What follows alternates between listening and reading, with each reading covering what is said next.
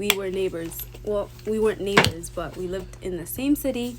I used to go to this building. My friend lived in that building, so he used to live in that building. So we would see him around, and I was always like, "Oh, mashallah, like he's so he's so fine." But I never talked to him or anything. But he somehow ended up on my Snapchat. He added me on Snapchat, and I was like, I don't know who this is, but whatever. I guess it was the whole location thing. Whoever is around you, like, you get to see, and you add them, and he added me.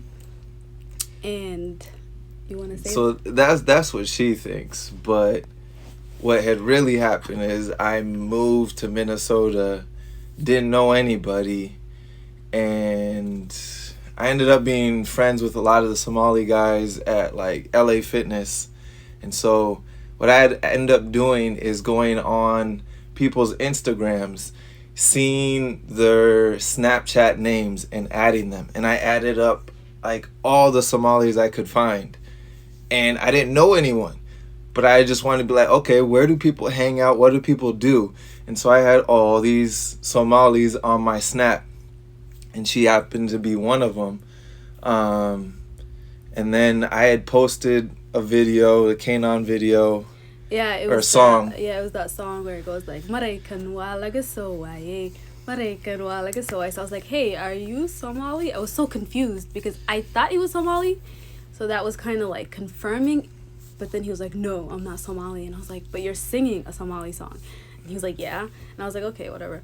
I just thought he was lying. I thought he was a Hamar, you know. Thought he was a Somali light because I was like, whatever.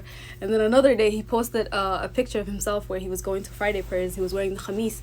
And then I was like, see, I knew you were Somali. Like, why were you lying? And then he was like, I'm not Somali, but I'm Muslim. And Yeah, yeah, so that's how the conversation started. And we were just talking for a long time, watching each other's Snapchat. We never like linked up or anything like that. And my friends kept saying like, who's this person that you're talking to? Like, you need to meet them, see them in real life. And I was like, I'm scared. He's like too good to be true. Like, she wasn't I about can't. that. She was never going to actually meet me. She was just going to be one of the if many it weren't for my friends, that just I like would have to never met. Like, talk. And that's it.